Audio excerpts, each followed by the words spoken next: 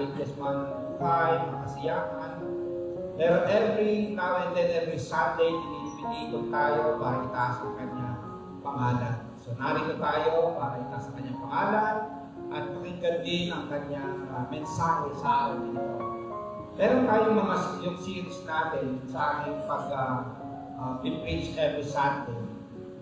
Nag-focus tayo ng evangelism. Mag-design ko ng 10 models of evangelism mula sa Book of John, the Gospel of John. So sinimulan natin yung si John ay in-evangelize niya ang kanyang mga students, mga disciples. Pangalawa, si Andrew, in-evangelize niya ang kanyang kapatid. So evangelizing our loved ones. Ang pangatlo naman, si Philip, in-evangelize niya ang kanyang kaibigan, kababayan, si Nathaniel. Pagkatapos pang-apat, si Nicodemus naman, religious. Jesus Christ evangelizing a religious seeker. And then, yung Samaritan, in-evangelize ni Jesus Christ sa John chapter 4, evangelizing yung mga strangers. Okay. Magkaibang lahi, even strangers. Pagkatapos, the other Sunday, I preach on evangelizing through our testimony. Ngayon, evangelism through public speaking. Dito rin sa John, Book of John, chapter 7, 34 hanggang 44. Ito yung nangaral si Jesus Christ publicly. He was presenting the gospel, the good news, publicly. Sa history, of course, makita natin si Paul, yung nangangaral, si Jesus Christ, sa Bible, pero sa history, may mga nangaral din in public katulad ni John Wesley. Sa next na slide, ito si John Wesley sa United Kingdom, England, na yung uso noon yung doon ka lang mangaral sa loob ng simbahan. Pero si John Wesley, lumalabas, ang sabi niya, the world is my parish. So lumalabas siya sa mga lugar kung nasaan walang mga malalaking cathedral at that time. Lalo na sa may mga miners na nasa liblib na lugar, nangangaral siya sa kanila. Pero ang isa sa pinaka-famous na nangangaral sa malalaking gathering, sa next na slide ay si Billy Graham. Okay. Thousands yung umaattend sa kanyang evangelistic preaching. So sa history ng Christianity, isa ito sa si Billy Graham ay isa sa mga tinawag ng Panginoon to gather thousands to listen to the Word of God. Pero hindi lang sa malalaki yung nangyayari yung public speaking. Sa next slide, yung ginagamit ngayon ng ilan sa mga kanilang Bible studies, yung tinatawag na Alpha Course. Meron naman yung D group, discipleship group. Meron naman yung D14 na sinubukan natin pre-pandemic. Pero sa atin, sa next na slide, ito yung ginagawa natin. Meron tayong Bible studies, kahapon, nagkaroon ng Bible study doon sa mga kapatid natin. Alright, so, even in big or small gatherings, we can do public sharing of the gospel. Doon sa China, doon sa ibang close countries, sa North Korea, bawal yung public speaking of the gospel. Okay. Kahit sa ibang lugar na Muslim countries, bawal yung public speaking. Pero purihin ang Panginoong Diyos kasi dito sa Pilipinas, malaya natin pwedeng ipahayag ang salita ng Diyos. Can you say amen to that? Amen. Meron tayong kalayangan sa ating bansa. Isa tayo sa pinagpala ng Panginoong Diyos na malayang ipahayag ang salita ng Diyos. Hindi nakulong ang salita ng Diyos sa ating bansa.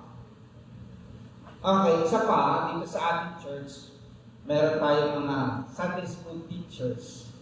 and ministry sa mga bata, pinapangaral natin sa mga bata ang salita ng Panginoong Diyos. We are also evangelizing the children through our Sunday school, public speaking.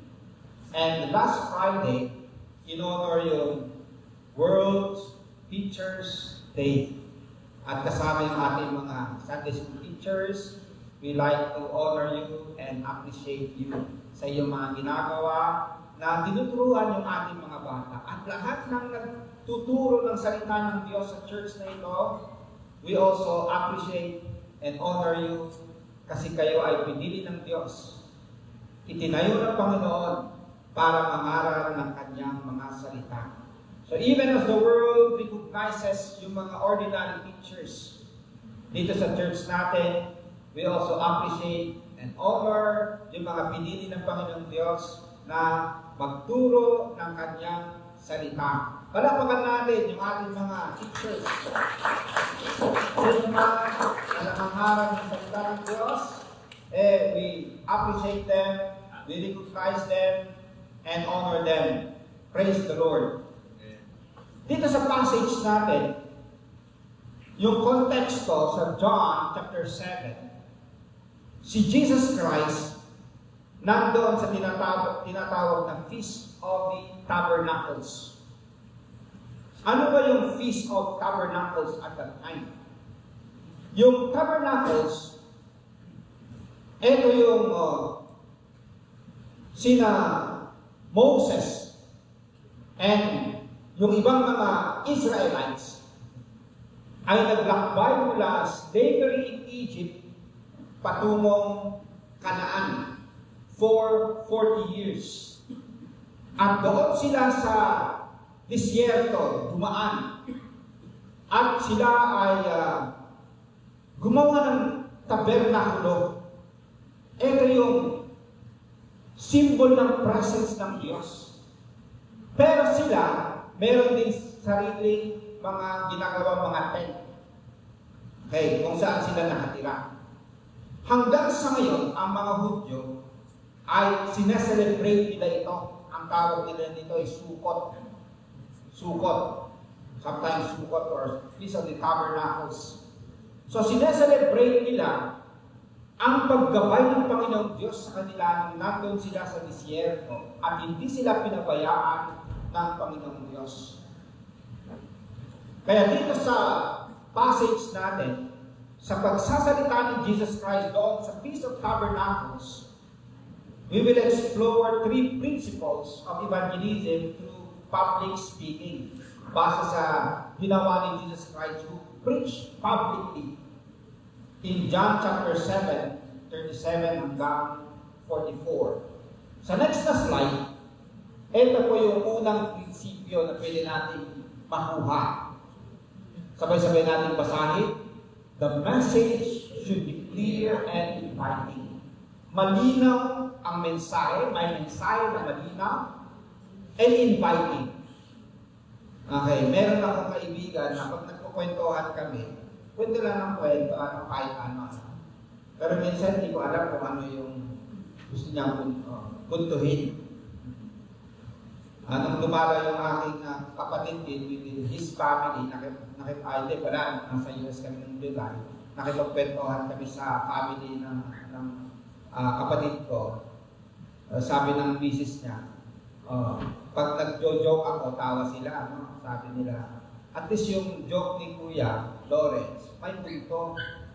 Pero si George, yung kapatid ko, sabi, kwento lang na kwento, minsan hindi alam kung anong punto. Okay. So, ganun din po sa message natin. Ano ba talaga ang pinakapunto natin sa mensahe? When we share the message of God, the gospel, dapat may central message tayo. Si Jesus Christ, ito yung sabi niya, nung siya ay nangaral, basahin natin sabay-sabay, let anyone who is thirsty come to me and drink. Right? Ang pinakasentro ng mensahe niya come to me and drink. Si Jesus Christ, ino-offer niya yung kanyang sarili sa mga nauuhaw. Hindi ibig sabihin na literal ang kanilang pagkauhaw. Ang pagkauhaw nila sa kanilang buhay, unsatisfied, hindi sila satisfied sa buhay nila. Meron silang hinahanap sa buhay. Parang nauuhaw. At ang sabi ni Jesus Christ, kung sino man nauuhaw, lumapit sa akin. Hindi niya sinabi na lumapit sa isang organisasyon o lumapit sa isang simbahan. Hindi po. Hindi niya rin sinabi na lumapit kayo sa ibang tao. Hindi. Ang sinasabi niya, lumapit kayo sa akin. So when we present the gospel, the good news, ang pinakasentro ay sino? Si Jesus Christ. Siya yung nagbibigay ng spiritual na tubig sa mga nauuhaw, unsatisfied sa kanilang buhay. May mga halimbawa, yung nahuli si Tibuloy, Pastor Tibuloy. Ang ino-offer niya sa kanyang mga mensahe ay sarili niya. Siya na raw yung may-ari ng mundo. Okay. Pagkatapos, sinabi niya, siya na rin daw yung daan at katotohanan. Okay. Ang ginagawa niya, yung sinasabi ni Jesus Christ, ina-apply niya sa sarili niya, which is mali po yun. Ang tunay na nagbibigay satisfaction sa buhay na ating pinipreach, pinapangaral, ay walang iba kundi si Jesus Christ lamang. Can you say amen to that?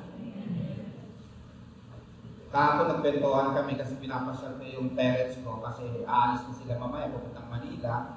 Parating yung kapatid ko, asawa niya, then uwi sila sa probinsya. Ang isa sa pinagkukwentuhan namin ay si Steve Jobs. Sabi ko, sino kaya ang nag-inherit sa kanyang kayamanan? Sa sobrang yaman niya. Sa movie na pinanood ko, kahit sobrang yaman niya, pinabayaan niya yung kanyang anak na nag-aaral sa university. Okay. Iba yung kanyang pinukosan. Pagkatapos, later part ng buhay niya, nagkasakit siya ng cancer. Kahit gaano kayaman siya, hindi kayang iligtas ng kanyang kayamanan yung kamatayan. Banda muli namatay siya sa cancer. Meaning, sa mundong ito, may limit kahit kayamanan natin. Merong limit din yung buhay natin. Pero may offer si Jesus Christ. Whoever is thirsty, come to me. And then, kung titingnan natin sa whoever believes in me, as Scripture has said, the rivers of living water will flow from within them. By this he meant the Spirit, whom those who believed in him were later to receive. So pinapaliwanag dito na si Jesus Christ, sa lahat ng maniwala sa Kanya, manampalataya sa Kanya, mabibigyan ng Holy Spirit. Sa ibang pagkasabi ni Jesus Christ, I will give them eternal life. Okay. So yung Holy Spirit, siya yung gagawa sa atin, mababago tayo. And ang result, magkakaroon tayo ng buhay na walang hanggan. There is nothing in this world na nag-o-offer sa atin ng buhay na walang hanggan. Si Jesus Christ lamang. Can you say amen to that? Amen. Yung konteksto ng pagkasabi ni Jesus Christ, ito po yung ginagawa nila sa Feast of Tabernacles.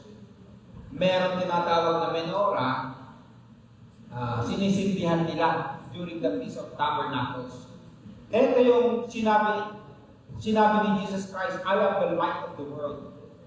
Nung sinisindihan nila. Another context na nangyayari during the Feast of Tabernacles, yung tubig sa Siloam, kumukuha sila ng tubig at binubuhos nila sa templo. habang binubuhos nila sa templo yung mga tubig, ang expectation nila ay uulan ng pagpapala sa kanila. And then, ang symbol din ng tubig at that time, yung pagbuhos ng Holy Spirit. Pero nagsalita si Jesus Christ in that context sa mga Hudyo, sabi niya, kung kayo'y uhaw at hinihintay ninyo yung Holy Spirit na kung gumawa, ako, lumapit kayo sa akin. So even this time, ito po yung offer ni Jesus Christ. At ito rin yung ating mensahe, the central message na ating binabahagi o itinuturo is that Jesus Christ, siya po ang tunay na magbibigay satisfaction sa ating buhay. Balik tayo sa next na slide. Yan, no? So una, ang message natin is Christocentric. Nakasentro kay Jesus Christ. And then sabi niya rin dito sa verse 38, whoever believes in me, as Scripture has said. Ang mensahe natin ay nakabase sa Scripture. Hindi po sa opinion, kundi base sa Scripture. So sa ating pangangaral ng Bible, pag-evangelize, lagi natin buksan ang Biblia. So ito po yung aral na pwede natin makuha dito sa ginawa ni Jesus Christ when He publicly spoke about the good news, inviting yung mga tao na maniwala sa Kanya. Pangalawa po, basahin natin ang sabay-sabay, the method should be bold and unashamed. Ito po yung nangyari, na si Jesus Christ, hindi siya nahiya, hindi siya natakot na nagsalita. On the last and greatest day of the festival, Jesus stood and said in a loud voice, right? Ito yung pamamaraan ni Jesus Christ nung siya ay nagsalita, tumayo siya at nagsalita siya in a loud voice. Walang microphone at that time. Pero hindi niya ikinahihiya ang kanyang mensahe. Mga kapatid, ang method po ng evangelism ay kailangan hindi tayo nahihiya na sabihin ang mensahe. Can you say amen to that? Amen. Ako po ay dating mahihiyain ng araw. I-testify ko sa closing mamaya. Pero dahil sa pagtawag ng Panginoon, pwede tayong baguhin para ipangaral ang Ebanghelyo. So si Jesus Christ mismo ay hindi niya ikinahiya, kundi tumayo siya at nangaral siya.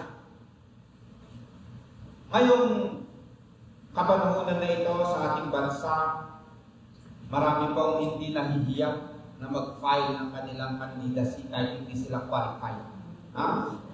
Kahit yung si Duo na iniimbestigahan, mag-file din daw siya ng kanyang candidacy ulit. Okay? Yung iba, hindi nila kinakahiya yung pamilya, ginawa nilang negosyo ang politika. Okay, magkakapatid, magkalulolo, magkakamag-anak. Meron pa akong napanood ng araw na mag-apo, naglalaban sa politika. Okay lang yun, kahit sino sa kanila manalo. Basta magkapamilya pa rin. Okay. Yung iba, nakulong na, ibabas, kakandidate pa. Okay. So, marami pong hindi nila ikinahihiya ang kanilang ginagawa. Lalo na tayo, na meron tayong mandate, meron tayong hangarin, hindi po nakakahiya yung ating mensahe. Hindi po nakakahiya si Jesus Christ. Can you say amen to that? Si Jesus Christ hindi na ikinahiya na siya ay mamatay sa krus para sa ating kaligtasan. Bakit natin ikahihiya si Jesus Christ? Alala ko nung bata-bata akong Kristiyano, may Bible ako na maliit. Pag pupunta ako sa simbahan, kinakahiya ako, nakatago. Hindi masyado kita eh. Liit eh. Okay. Pero after ng worship service, napapalakas hindi ako, nilalabas ko na yung Bible ko. Hindi ko ikinahiya ngayon ang salita ng Diyos. Ito pa. Ito, sa next na slide. Nakita ko ito kahapon. World order under threat as it has never been before. Kasi ang threat yung nuclear war. Si Putin lagi niyang sinasabi, gagamitin ko ang nuclear. Doon sa North Korea ngayon, sinasabi niya rin. Nuclear. Okay. Very dangerous. Minsan tinitingnan ko yung history na nangyayari sa atin ngayon, yung sa war sa Ukraine and Putin pa, mag-overflow. Naghahanda na sila. Yung NATO, Europe. And then dito naman sa Israel, nag-umpisa sa mga Hamas, then Hezbollah ngayon, Iran. Nung isang araw, pinaulanan sila ng missiles. And then, ibig sabihin, mag-escalate sa Middle East. Dito sa Asia, China, Taiwan, Philippines, iba pa. Okay. So, yung mga American na mga weapons, dinala sa Pilipinas at dinala sa Taiwan. Okay, dinala din sa Seoul, sa Korea. Kumbaga, parang naghahanda ang maraming bansa just in case magkakaroon ng World War III. Hindi natin alam. Pero, sa gitna ng mga ganitong nangyayari, meron pa rin tayong mensahe. Yung si Jesus Christ. Magunaw na yung mundo dahil sa nuclear war. Hindi po ito ang ending.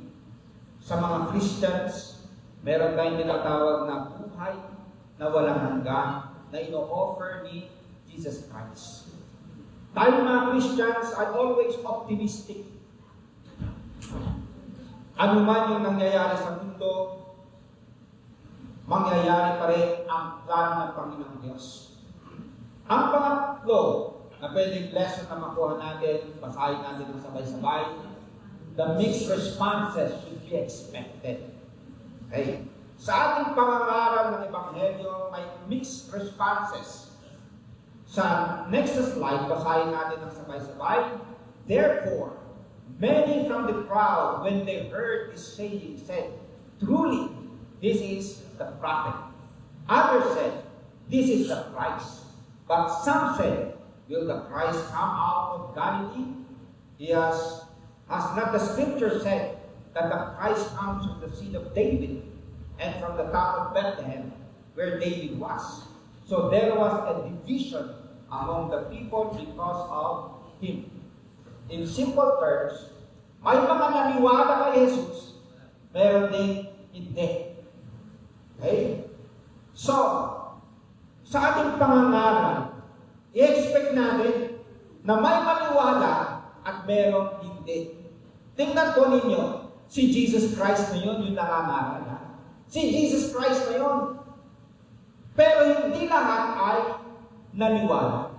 So, hindi natin i-expect na sa ating pangangaral, lahat maniwala sa atin. Kung may konting maniwala, praise the Lord. Hindi po tayo yung nagko-convert. Ang Holy Spirit po ang nagko-convert. Ang gagawin lang natin ay sumunod sa nais ng Panginoon sa atin na ipahayag ang magandang balita ng kaligtasan. Sa John chapter 10, 25 hanggang 30, basahin natin, medyo maliit, basahin mo na lang. Ito ay makikita natin dito na hindi talaga lahat ay magre-respond positively. Dahil hindi lahat ay tupa ni Jesus. Sabi ni Jesus Christ, Jesus answered, I did tell you but you do not believe.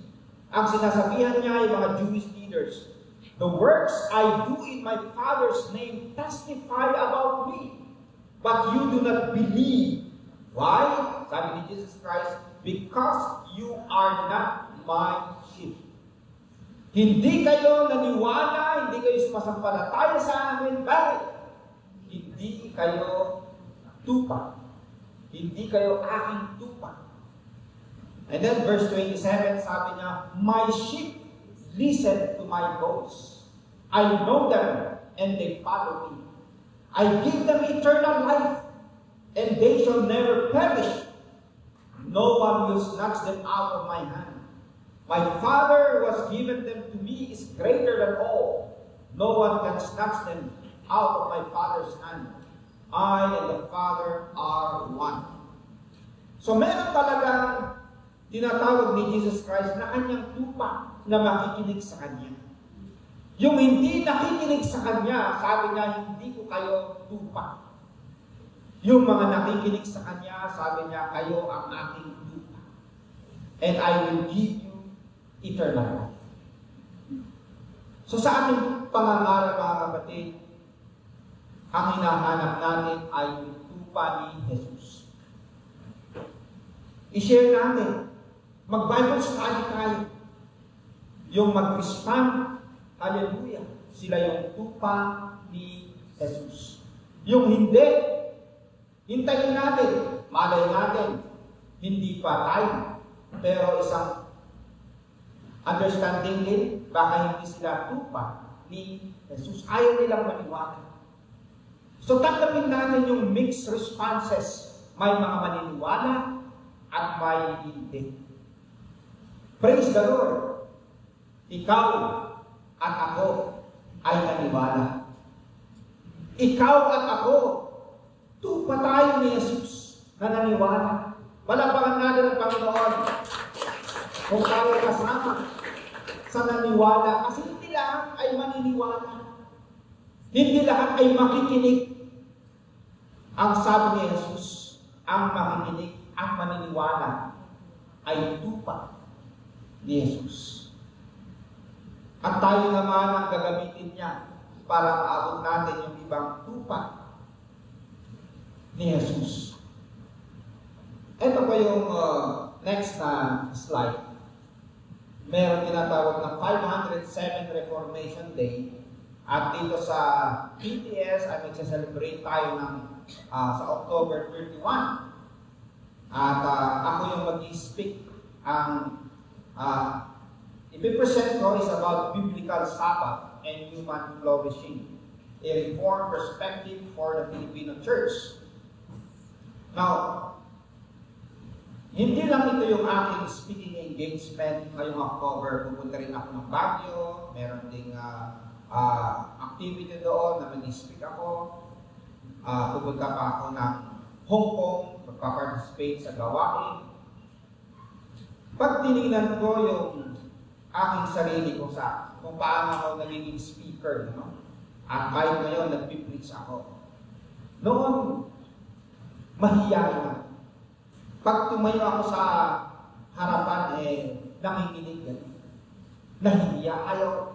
Kahit nung bata ko, pag sabi ng Teacher Lawrence, tumayo ka para magbasa ka ng libro. Tumayo ako. Pagkatapos, magbabasa. Nanginginig. Pagkatapos, nakayo po ako ng ganito. Ayaw kong itaas yung aking ulo at nahihiya. Nung naging Christian ako, nandun pa rin, yung nahihiya.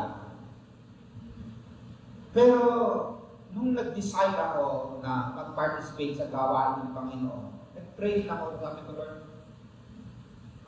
gusto ko rin na gamitin ninyo ako. Nagkataon at that time, meron kaming pastor na taga-Bisaya, Ilonggo, Masaya. Siya yung ginamit ng Panginoon para ma-train akong humarap sa tao sa church. Pag Sunday, sabi niya, Lawrence, samahan mo ako dito, magpaawit tayo, himnaryo. Pupunta kami sa harapan. Okay lang, kasi may kasama ako. Pero ang gagawin naman niya, pag may dumarating na mga members, pupunta sa likod, pagkatapos kakamayan sila, makikipag-usap. Naiwan ako mag-isa sa harap. Dahil nahihiya nga ako, uupo ako. Pag nakita, hindi, Lawrence, tayo ka lang dyan. Dyan ka lang. Hintayin mo ako, babalik ako. Pagkatapos, maya-maya, bumalik na siya. Sabi ko sa iyo, babalik ako eh. Pero nakita ko, kung paano niya ako tinetrain para tumayo sa harapan. Hanggang sa mag-decide ako na mag-aral sa silang, sa PMI.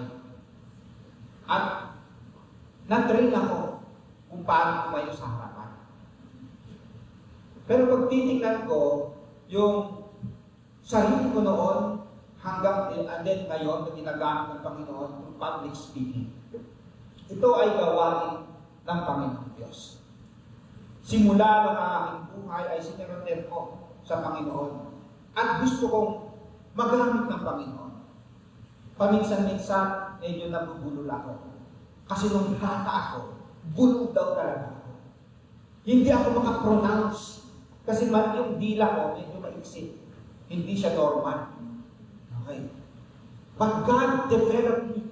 God raised me. Para ipangarap ang kanyang salita. Mga kapatid, hindi lang po ako, kundi tayong lahat ay tinatawag ng Panginoong Diyos. To respond na ipahayag ang kanyang mensahe. May awit, isa sa nag-challenge sa amin noon, sabi sa amin, sabi ni Jesus Christ, I gave my life for thee. Binigay ko ang buhay ko para sa iyo. What thou hast given for me, ano naman ang ibibigay mo sa akin? Kung si Jesus Christ ay nag-sacrifice para sa akin, nagsakripisyo siya, binigay niya ang buhay niya para tayo ay maligtas. Pinaranas niya yung pagmamahal niya sa atin. Ano naman yung sakripisyo na pwede natin magawa para kay Jesus Christ? Ang sabi niya, kung ikinahihiya ninyo ako sa mundong ito na makasalanan, ikakahiya ko rin kayo sa harapan ng aking Ama na nasa langit. Mga kapatid, hindi po tayo inahiya ni Jesus. Huwag po natin siyang ikahiya. I-share po natin si Jesus Christ sa iba. Can you say amen to that? Tayo po ay manalangin